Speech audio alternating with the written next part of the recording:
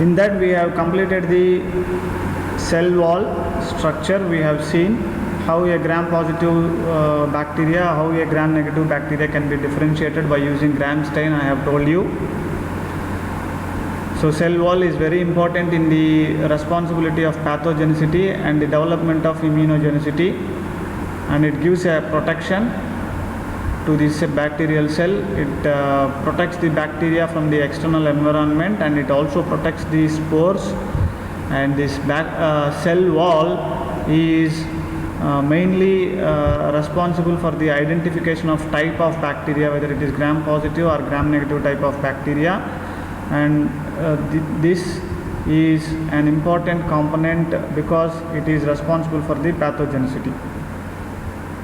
And the composition of cell wall is also very important in causing the pathogenicity. And now we are discussing about the cell membrane of the bacterial cell. Now cell membrane, it is also called as plasma membrane, and this cell membrane of the bacteria is made up of two layers, nothing but lipid bilayer. But in the lipids, there is no presence of cholesterol in the cell membrane of the bacterial cell membrane. And on the bacteria, this cell membrane at various places, this undergoes into folding like structures.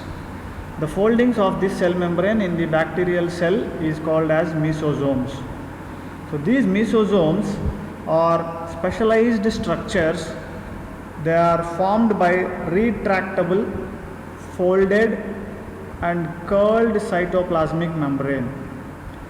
So they are divided into septal and lateral mesosome, also called chondroid. These mesosomes are mainly helpful for the cellular respiration for this prokaryotic cell. Now this is an electron microscope photograph. In this slide you can see that there is a large area of the cell membrane went inside the cytoplasm and folded. So that particular area is nothing but the mesosome, which is formed by the folding of the cell membrane. So this is the mesosome shown in penicillin binding protein. Now function of this mesosome. This mainly helps in, as I told, respiration, and this is also helpful in the transportation of some substances. And this is helpful in synthesis of penicillin binding protein in case of penicillin bacteria. So these mesosomes, they also participate in cell division. Mesosomes also participate in cell division. So that is about cell membrane. Now we will move on to the third part of the bacterial cell, that is cytoplasm. The cytoplasm of the bacterial cell is composed of largely water, also some amount of proteins. Of course, nucleoid is there, which is a nuclear material, and some amount of lipids, small amounts of sugars and salts are present in the cytoplasm. As I told in the last class, that eukaryotic cytoplasm is a fluid material. Same way in the prokaryotic cell also, this cytoplasm is a fluid material. So what is the shape of the cell wall decides the shape of the cell. So there is no particular shape for the cytoplasm of the any kind of cell. Whatever is the shape of the cell, that will be the shape of the cytoplasm. So cytoplasm we cannot give a particular shape. Cytoplasm is mainly composed of water, consists of biomolecules like proteins, carbohydrates, lipids and nucleic acids. Apart from these biomolecules, it also contains some salts as well. And in the cytoplasm, ribosomes can be seen in case of prokaryotic cell or bacterial cell. So ribosomes, these ribosomes are numerous in number, means the number is very high. Numerous ribosomes are present in the cytoplasm of the bacterial cell, And if you see the size of ribosomes in the cytoplasm, it may range about 15 to 20 nanometers in diameter. And the type of ribosomes that you see in prokaryotes is 70S type of ribosomes. 70S type of ribosomes. Whereas in eukaryotes, you will see 80S type of ribosomes. 80S. S means Swedberg unit. Swedberg unit. So prokaryotes, you will see 70S type of ribosomes, and eukaryotes, you will see 80S type of ribosomes. Since bacteria is a prokaryotic cell, it contains 70S type of ribosomes. Okay. Now 70S, this is a 70S type of ribosomes. Again, they have two types of subunits. One is larger subunit, the other one is smaller subunit. Larger subunit ranges about 50S unit, and smaller subunit is called 30S subunit. But when you combine, it becomes 80S. Don't think that it is 80S altogether. 50 plus 30S is called as 70S. If you take eukaryotic ribosomes, which is 80S, it consists of 60S larger subunit and 40S smaller subunit. So you don't get confused that 60 plus 40 it should be 100. Why it is called 80S? That is a different. 80S is given because the Swedberg unit is based on their centrifugation rate where they get separated. Okay. Now these ribosomes are distributed throughout the cytoplasm in case of bacterial cell. And these are the ribosomes are the factories for the synthesis of proteins. Ribosomes are factories for the synthesis of proteins. And these ribosomes are sensitive to some antibiotics like streptomycin and erythromycin. Streptomycin and erythromycin. What this streptomycin and erythromycin they do? They stop the protein synthesis of these bacteria. That is why they are called as antibiotics. Streptomycin and erythromycin, they are called antibiotic. Biotic means this is an anti compound for the bacterial growth. That is why it is called antibiotic. Because these drugs are preventing the growth of bacteria, they are called as antibiotic. So cytoplasm of the bacteria is sensitive to certain drugs like streptomycin and erythromycin, which we are using as antibiotics. Now in the bacteria, in the cytoplasm, other than the nuclear material or other than the nucleoid, there will be an extra chromosomal genetic element that is called plasmid. That is called plasmid. Bacterial cell contains one extra chromosomal genetic element in the cytoplasm, which is other than the nucleoid. That particle, that element is called as plasmid. In this diagram, we have not shown the plasmid.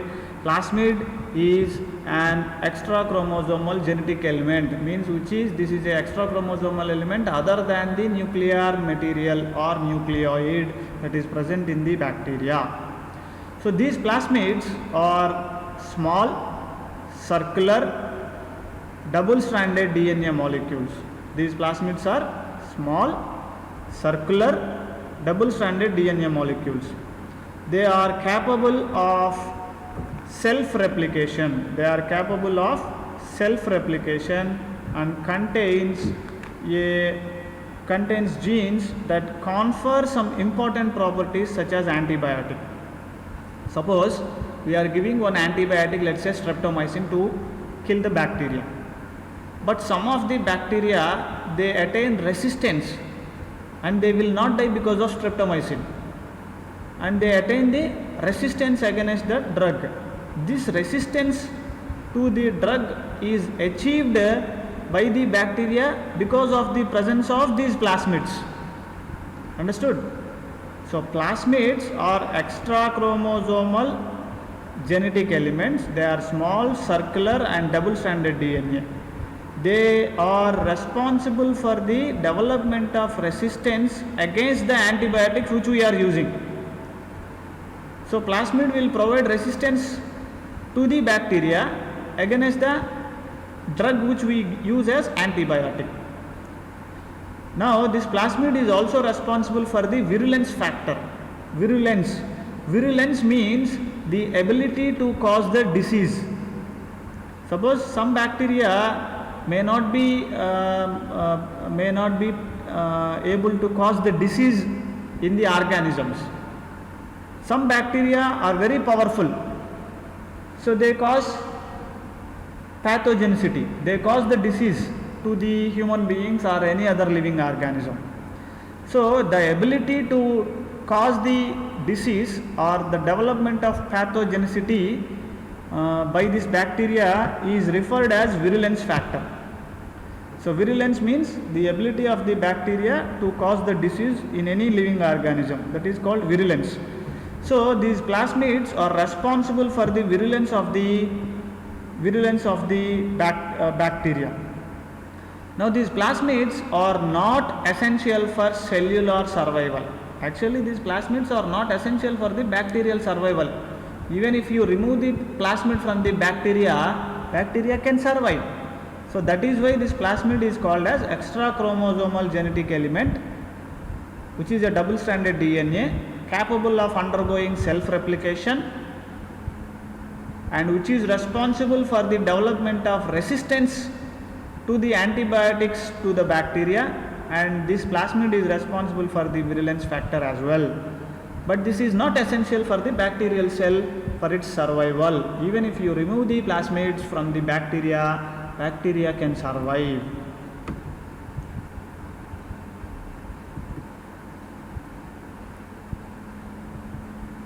Next, till now we have discussed about the cell wall, cell membrane, cytoplasm. In the cytoplasm there is extra chromosomal DNA that is called plasmid. Plasmid features also I have told you. Now the nuclear material. So there is no defined nucleus in case of bacterial cell, but the nuclear material is present. This nuclear material is not enveloped by the nuclear membrane. So nuclear membrane is absent in prokaryotic cells or bacterial cells. So there is no nucleoli also in case of prokaryotic cell. That is why the chromosome or the nucleic acid material which is present in the cytoplasm is called as nucleoid or nucleic acid material. So every bacterial cell will contain the nuclear material, and this is very essential for the bacteria to survive. Plasmid is not essential. Remember, plasmid is not essential, but this nuclear material which we are calling as nucleoid is very essential for the bacterial survival, and there will be one such kind of nucleoid in each bacterial cell. Now, special structures of the bacteria we will see. I told you the special structures include capsule, spore, flagella, pili. We will discuss about these special structures one by one now. Capsules. These are the structures surrounding the outside of the cell wall. Now see, bacteria, cytoplasm is surrounded by cell membrane, and that cell membrane is further surrounded by a cell wall, thick cell wall, and the cell wall is also sometimes having a protection called capsule. Now see how many protections are there to protect one single cell. So bacteria are very clever. They are protecting themselves by developing cell wall, by developing capsule around their cell structure. So this is all there for their protection, for their survival purpose. Okay. Now this capsule is present outside the cell wall. They are not essential to the cell viability. Even if the capsule is there or capsule is not there, cell can survive. So this is not an essential component of the bacterial cell. Some strains within a species will produce a capsule, while some species may not produce the capsule. This capsule is secreted by the bacteria itself. Capsule is secreted by the bacteria itself. It will be present on the outside of the cell wall. So if you take one species of bacteria, in one species again two strains may be there. So one strain may have this capsule, the other strain may not secrete this capsule, so this doesn't have capsule at all. So in the same species itself, sometimes capsule may be present for some bacteria and some bacteria may not secrete this capsule. Okay, so capsules are often produced in vivo or on a eutrophic medium, means we can culture in the lab also, lab culture, lab grown bacteria also we can able to produce these capsules, and capsules are itself can be synthesized by the bacteria on their own.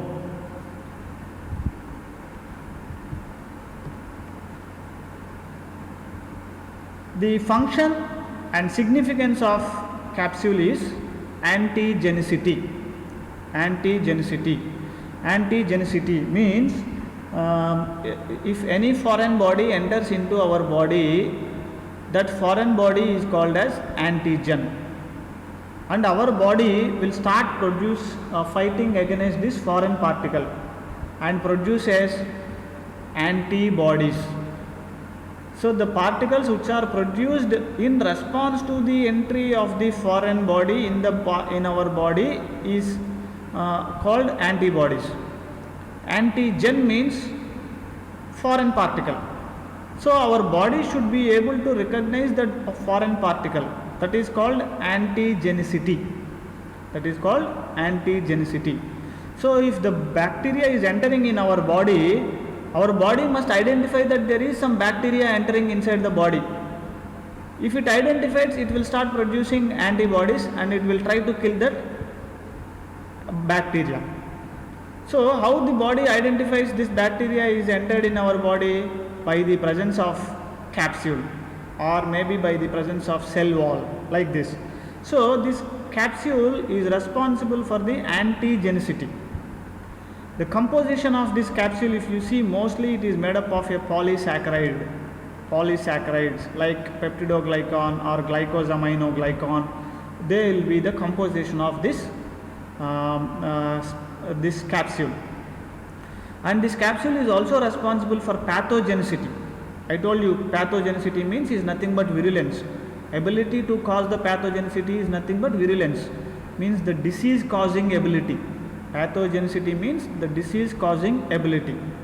So this disease causing ability is because of the presence of the capsule. When the bacteria enters into our body, it starts producing capsule, and from the capsule some chemical substances secreted by the bacterial cell are released into the surrounding medium through the capsule. So when they release into the medium, they cause disturbance to the surrounding medium in the host organism. So that is responsible for the development of pathogenicity. So it gives protection from the phagocytes. Suppose if any external organisms wanted to eat this bacteria, this capsule will give protection for this bacteria. It gives protection from the phagocytosis by the host organisms. This is responsible for the resistance to dryness. This is useful for the adherence, means with the help of capsule, bacteria will go and bind to the host organisms. So this capsule is responsible for the antigenicity and also responsible for pathogenicity. So it gives protection. Capsule gives protection from the phagocytes to the bacteria. It is responsible for the development of resistance from the drying, means if you give a lot of heat, high temperatures, bacteria may not tolerate. But if the capsule is present, it can also tolerate some more time of high temperature periods. And the capsule is responsible for adherence, means sticking to the host organism takes place with the help of capsule. So capsule is helpful for the bacteria but not for the mankind. So that is one special component of the bacteria. Next special component is flagella. These bacterial species, they are mobile and they possess locomotory organelles called flagella. With the help of flagella, these bacteria are able to move in the surrounding medium where they are. So bacteria, flagella helps the bacteria in the movement. So flagella, if you remember the diagram which I have shown you in the beginning, here you can see, which is given in violet color, bluish violet color, you can see that extends from the cell membrane like a thread-like structure.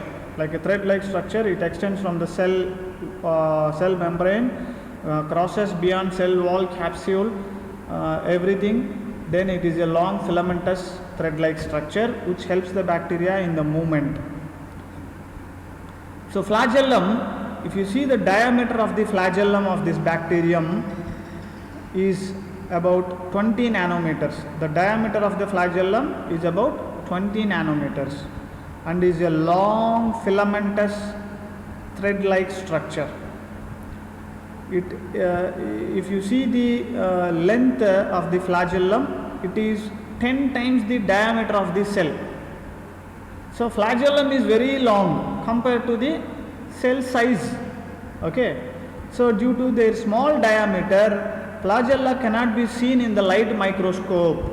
If you are observing the microscopes under bacteria under microscope, light microscope, you cannot be able to see the flagellum. If you want to see the flagellum, you should go for either compound microscope or fluorescent microscope or electron microscope. Then only it is visible, because the size of the flagellum is very thin. It is only 20 nanometers. We cannot see with the light microscope. So you should use either compound microscope with better resolution to see the flagella of the bacteria. Bacteria can have one or more types of flagella. These flagella are arranged in clumps or spread all over the cell. So maybe sometimes a single flagellum may be there, or two flagellum, or many flagella around throughout the cell can also be seen. Now see, this is a microscopic photograph showing the bacteria with their flagellum. Now see, some bacteria are having this flagellum throughout the cell. Around the cell, bacterial cell, you can see the filamentous thread-like structures. These filamentous thread-like structures are nothing but flagellum.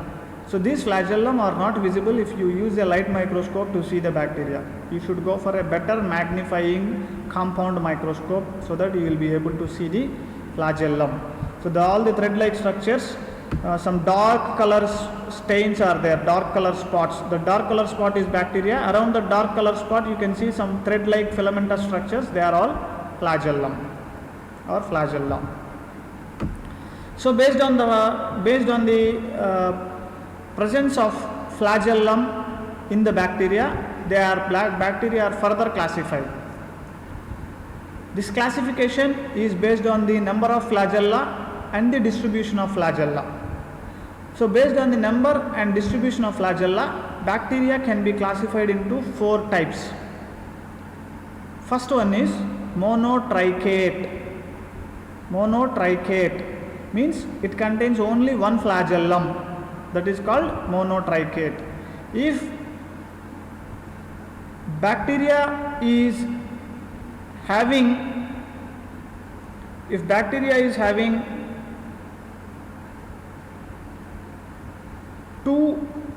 more than one flagellum, then it is called lophotrichate. And the 2 flagella are present only on the one side of the bacteria. That is called lophotrichate. Lophotrichate bacteria, they contain more than one type of flagella, but that is present only on one end of the bacterial cell. That is called lophotrichate.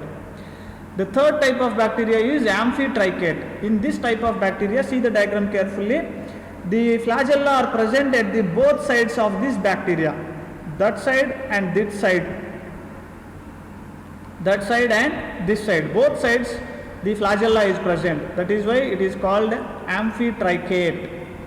Then another 4th type of classification of bacteria is peritrichate. Peritrichate means you see all over the bacterial cell the flagella is present. So flagella is present all over the bacteria, that is called peritrichate. If only one flagellum is present, it is called monotrichate. More than one flagella, and if they are present on one side of the bacteria, then it is called lophotrichate. And bacteria, many flagellum on both sides of the bacteria are present, then it is called amphitrichate. And if the flagellum is present all over the bacteria, then it is called as peritrichate. Peritrichate.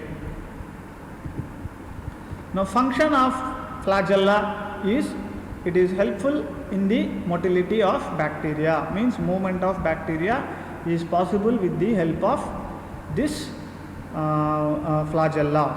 And the pathogenicity, flagella is able to cause the disease in the host organisms. Example, Vibrio cholerae.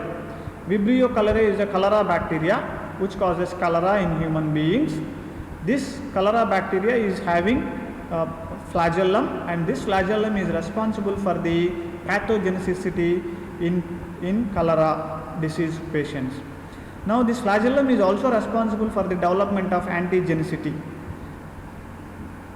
So, the protein that is present in the flagellum is responsible for the development of antigenicity, and also called as H antigen. This is also called as H antigen.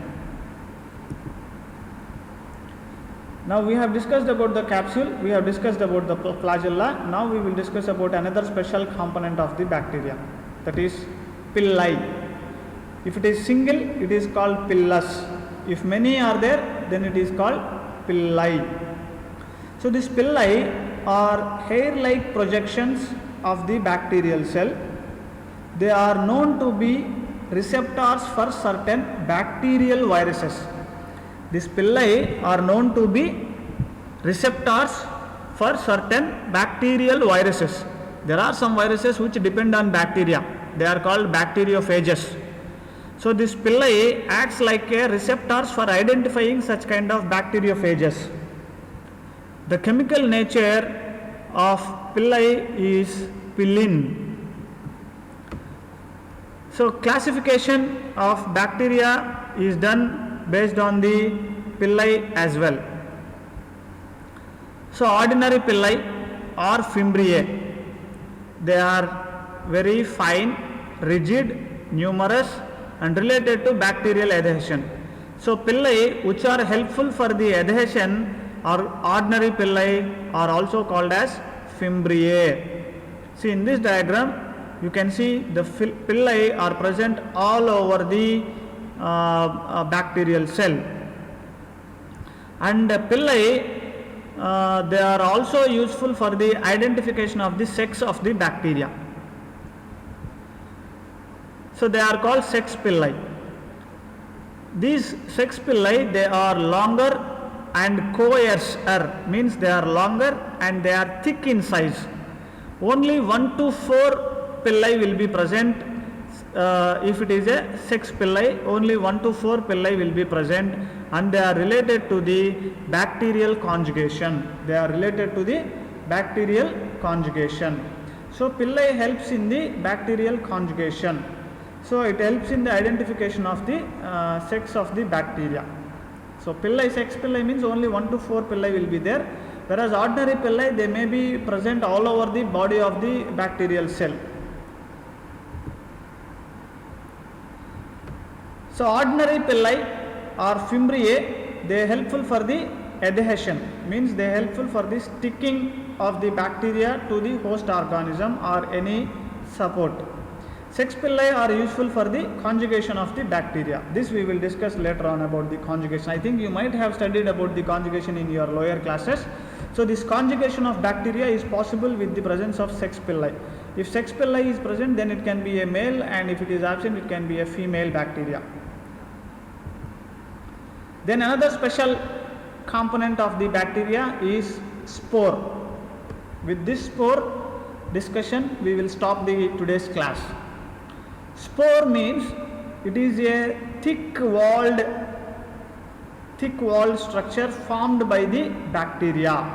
Thick walled structure formed by the bacteria. It is very resistant to being killed by heat and various other chemical and physical agents. Now bacteria, what it will do is, if the conditions are not favorable for the growth of the bacteria, some bacteria, they are able to develop into spore like structures. The spore like structure is able to withstand heat, lot of heat also, even at high temperatures also these bacteria, bacterial spores are able to tolerate. Similarly, strong acids, chemicals, alkaloids, if you use to kill these bacteria, bacterial spores, it is difficult. It needs more concentration. So spores are resistant forms developed by the bacteria because of unfavorable conditions. So spore is a thick walled form produced in a bacterial cell. It is resistant for heat, and it is also able to tolerate some chemical and physical agents, so that it will survive during its unfavorable condition, and when the favorable condition comes, the spore again will develop into bacteria and will start multiplying in the favorable condition. Now formation of spores can take place in the bacteria at many places. Suppose see this diagram. The first diagram shows the spore round shape structure is developing at the one end of the bacteria, that is spherical. The next diagram shows oval type of spore, and if you see the fourth diagram, the spore is developing in the center of the bacterial cell, and it is much larger than the size of the bacterial cell as well. So depending on the position of the spore that is developed, again it is classified into different types. I will tell you those forms also. So these spores, they contain a complete nucleus material and ribosomes and energy generating components to support this bacterial cell in unfavorable condition or drought conditions. These spores are highly resistant to heat. Desiccation means even the high temperatures, and it is resistant to the chemicals also. So reason for formation of spores is because it has to withstand the unfavorable condition, and the multiple layers that are present in the spores helps in tolerating the drought conditions. This spores consists of dipicolinic acid, dipicolinic acid or calcium dipicolonate, and spores contains very less amount of water. They can tolerate to high temperatures, and it is helpful in survival of the bacteria. So here in this diagram you can see the structure of a bacterial spore. So spore consists of inner core,